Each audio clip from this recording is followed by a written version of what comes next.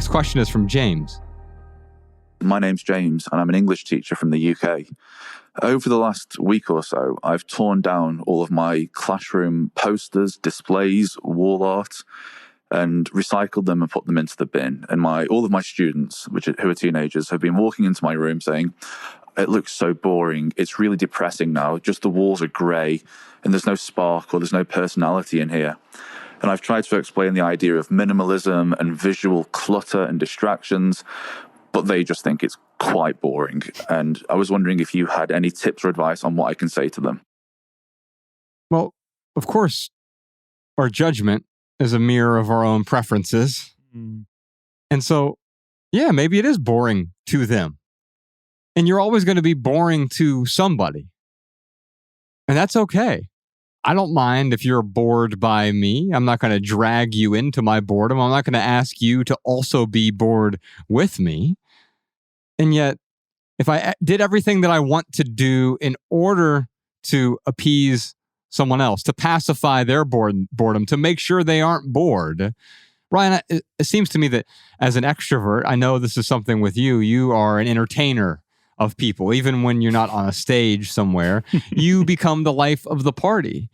And part of that is you aren't boring. And I know that I generally am. If I'm at a party, I'm really boring. I'm the guy over in the corner sort of observing what's going on. And I'm going out of my way to avoid talking with people. You're the opposite of that but it's not because, I'm afraid of being boring. It's because you're compelled to interact. Sure. Yeah. I first off, I don't think you're boring at parties, Josh. You're boring all the time, not just parties. Just kidding, man. Dang. No, I've never thought about that. Thought that about you at a party. For me, yeah. I mean, I like laughing and I like making other people laugh.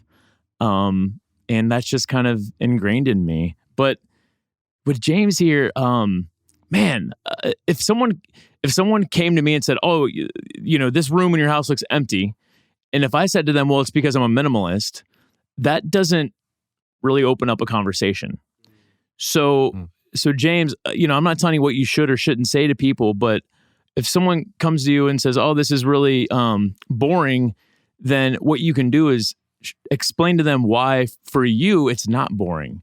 Like, wow, like I see what you're saying. Like I took down some of the stuff, but look at all this like open space. Like it's a blank canvas for us to do whatever we want. But to just respond with like, well, I'm a minimalist and minimalism is about having fewer things. Yes, like people aren't going to be as compelled to learn more about, why you took all that stuff down. But, ultimately, James, you don't have to explain yourself to anybody. That's right. And you can show them that, and I think this is what you're doing here. You're showing some of them, at least, that minimalism exposes the beauty within the bones, right? Mm-hmm. So stripping away that which is superfluous, if you had superfluous posters, and it's superfluous to you because it's highly individual here, but if it was superfluous to you and you're letting those go, someone else, not everyone else, be clear, not everyone's going to find value in that, but someone else is going to say, "Oh, wow, this is calmer." It's like when I first started simplifying, Ryan came to me and he said, "Why the hell are you so happy?" There were other people who were like, "Oh no, you're getting rid of your stuff. You must be suicidal. I want all my stuff. I need more stuff. I need to cling to my stuff. I never have enough." Okay. That's fine. I understand is always what I say now. In fact, when my daughter was, "Oh, this is really boring," I understand. Because I don't need to explain myself. I don't need to prove myself. No, I'm not boring. I swear to you. You're boring. I understand. Yeah. Yeah. I think about Stephen Pressfield in The War of Art. He says, the more important some task is to your soul's calling, the more likely you will experience resistance from the world when you move in the direction of that calling. Sometimes we make these changes because it might create more space for health or wealth or wellness in our lives. And then the people around us say, "Well, I don't like that change. That makes you less funny to me, less interesting to me, less convenient for me." And we have to make a decision in those moments. Can we still love ourselves even when other people hate us for the changes that we make?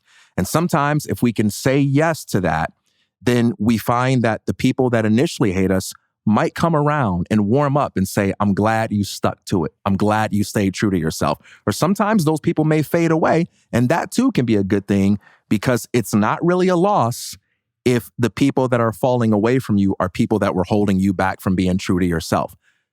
The next thing I'd say is there's a difference between explaining yourself and demanding that other people accept your explanation. Sometimes when we love people and we want them to know where we're coming from, we say, hey, look, just so you know that this isn't personal or arbitrary, here is the reason why I'm doing this. And they may listen to that and say, yeah, well, I still don't like it. There's room in those moments to say, I respect your opinion, and I also hope that you can respect my decision. Last thing, if the opinions of your students happen to be important to you and you want them to feel good about the way the room looks, there is possibility for compromise in the making of a creative project out of it. You can say to the students, hey, look, I'm not anti-art. I'm not anti-embellishment. I just don't want my classroom filled with clutter. So how about this?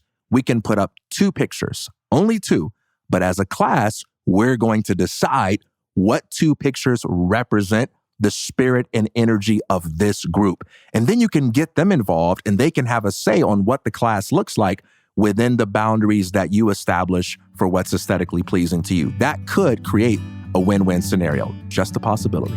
Did you enjoy this standalone Patreon highlight? If so, you can listen to full episodes of the Minimalist Private Podcast, available exclusively on Patreon. Visit patreon.com/theminimalists or click the link in the description. Your support keeps our podcast and YouTube channel 100% advertisement free.